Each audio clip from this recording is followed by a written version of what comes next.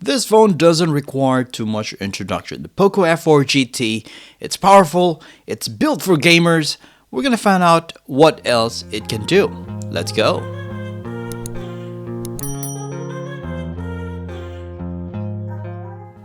And Poco has kept its color tone, which is the black and yellow, but this time it is quite elegant because of that carbon fiber print as well.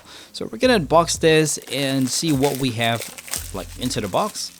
Alright, so as any standard Poco phone, you would be greeted with a small box which holds the SIM ejector pin. You'll also have some other documentation like the warranty card, as well as the quick start guide, and you'll also have the adapter for the 3.5mm to Type-C because the phone itself doesn't have a 3.5mm jack.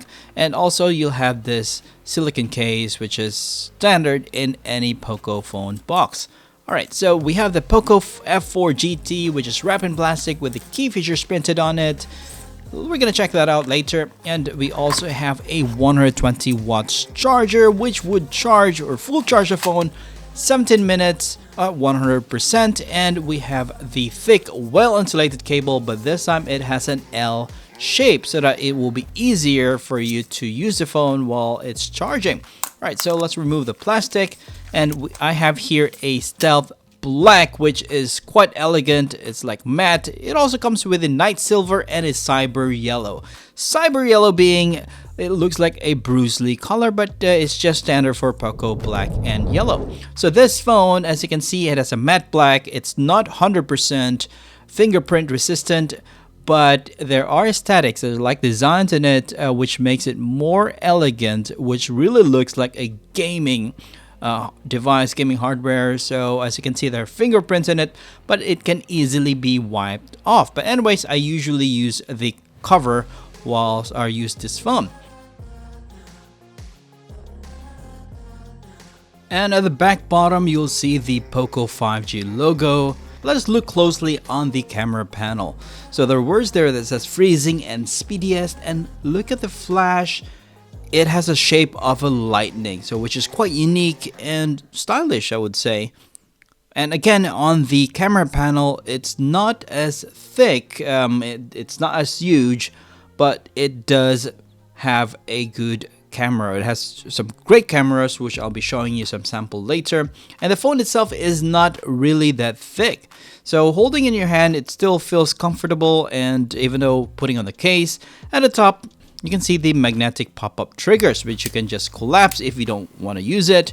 And there is that power button, which is also the fingerprint scanner for you to unlock your phone. And by the way, each side of the phone has the antenna band, so signal won't be an issue on this phone. And also at the top you can find these dual speakers, there's the microphone, and there's the IR blaster. Dual speaker, it has the high and the low speakers, so you get great boost on the sound experience. On the other side we have the SIM tray, we have the volume buttons, and also the microphone. And at the bottom we have the second speaker, which is also a dual speaker, and then we have the Type-C power port and a third microphone. So total there are like 3 microphones on this device.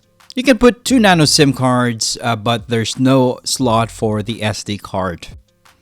And it has a flat screen, which has already a screen protector in it, but it's not scratch proof. As you can see, I've already scratched the screen for this. At least the glass is protected, so that's good enough. Right, so let's power this up and let's see what's inside the phone. So you'll be greeted with the Poco logo once you start this device.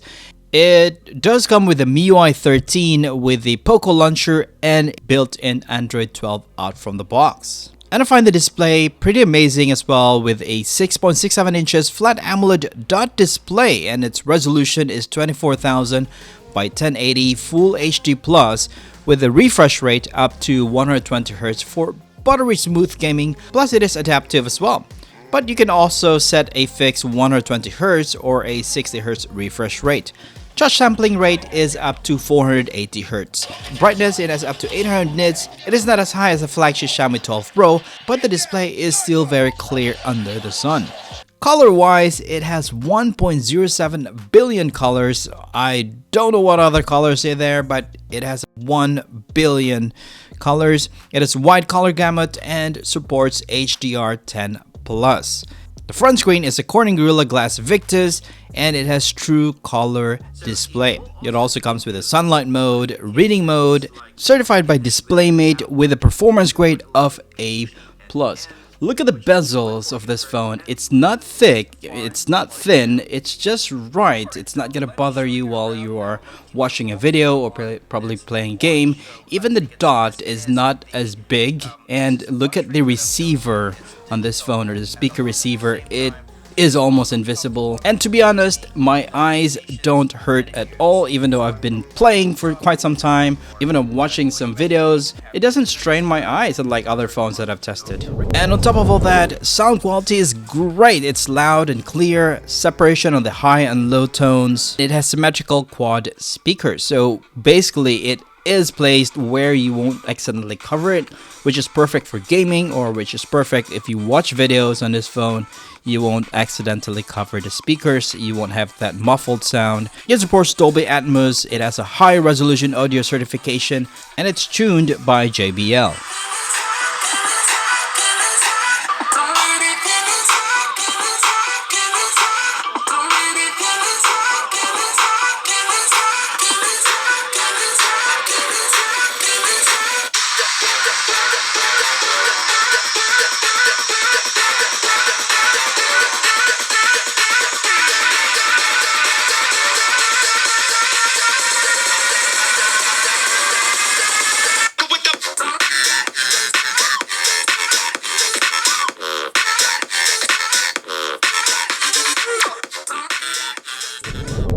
As this is a gaming phone, the very first thing I did right after I set up the phone was of course run the M22 benchmark, which I got 974,337. I have a 12 gig plus 256 version. I've seen Poco F4 GT online that scored more than 1 million, but the score I got is already pretty impressive. It is even higher than what I got with my Xiaomi 12 Pro, and this Poco F4 GT is just half the price of that phone. I'm gonna decide if I'm gonna call this a flagship killer. Probably gonna do some more testing, so make sure you stay tuned and subscribe to the channel so you won't miss that if I'm gonna do a comparison between the Xiaomi 12 Pro and the Poco F4 GT. Since this is a gaming phone, I've installed my games, and the game experience was amazing. It was smooth, no lags. I wasn't expecting any lag because this is powered by the flagship 4nm Snapdragon 8 Gen 1, which is the same processor as the Xiaomi 12 Pro.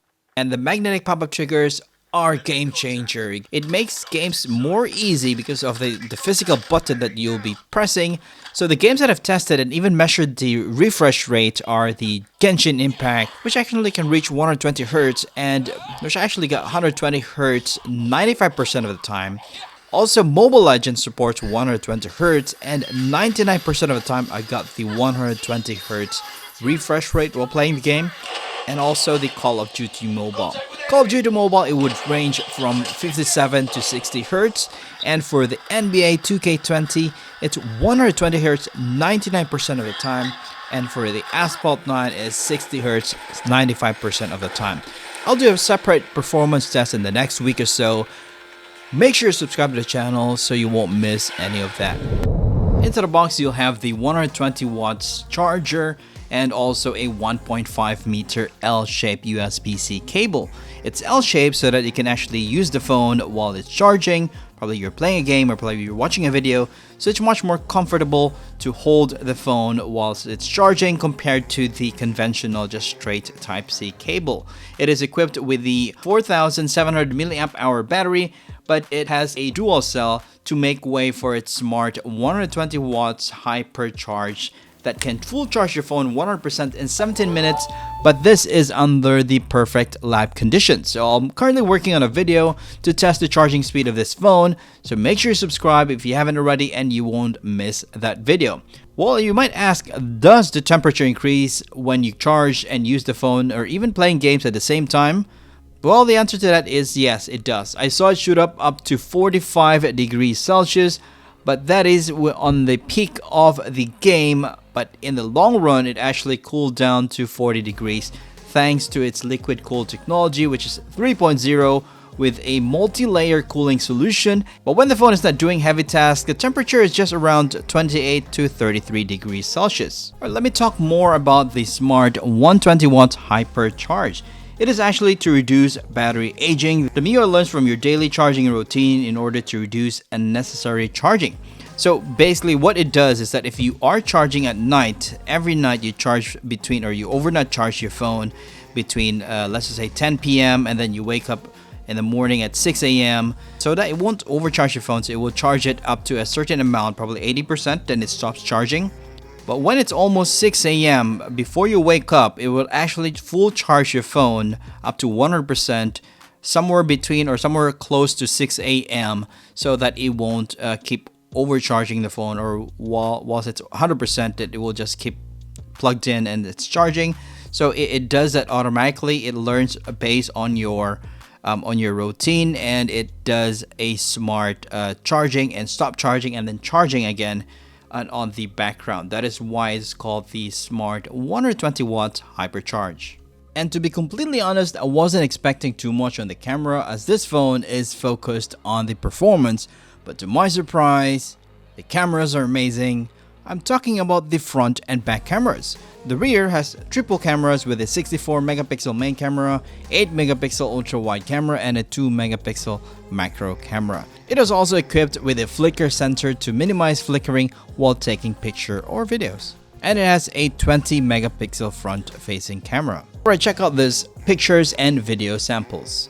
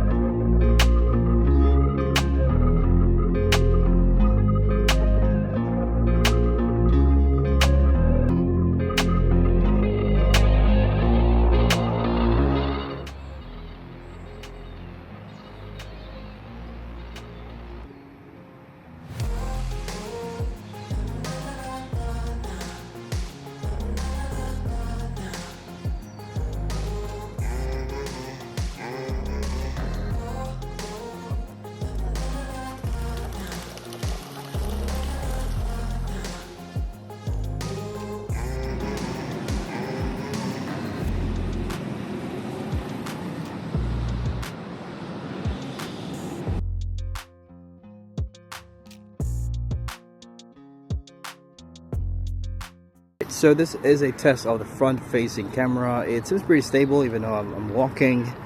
Looks pretty stable, do you think? And look at that. If I change from background focus to me focus, it's quite fast, as you can see. Yep, there you go. So this is a pretty decent, good quality actually when it comes to its front-facing camera. I'm pretty impressed with this quality. Let me know what you think. Some other features of this phone is the X-Factor RGB light, which would actually come up if you're charging the phone or if there is a notification. So notification, you'll have that pulsing effect, which you can actually control, you can actually customize on the app or on the settings menu. You can also change the color of the light, you can schedule the time, you can also have it on a specific application only or for incoming calls. So which is really amazing. And the RGB lights, there are quite a few to choose from, and it's a really good addition to this gaming phone design. And another cool feature are the magnetic pop-up triggers, just like holding a game controller, and that is absolutely what I feel when I'm using the phone while I'm gaming and using the pop-up controllers.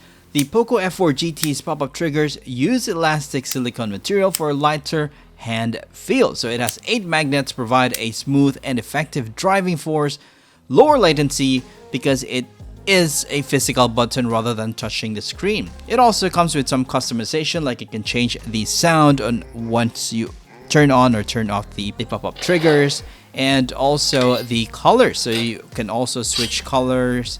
There's a different colors that you can choose from, or animation or color animations once you press the buttons. There are a few colors over here, and also this is not only used for gaming, you can also use that as a shortcut if you're not on a game. So you can just assign it. There are a few drop downs, you can select it. If you double press, single press on the left or on the right, you can actually trigger it to open your camera, start recording, or you can actually maybe open your flashlight on your phone. So which is really amazing. It's quite handy because you can use it even you're not playing any games. Other features includes the NFC, and also this phone has a side fingerprint sensor, which is also the power button.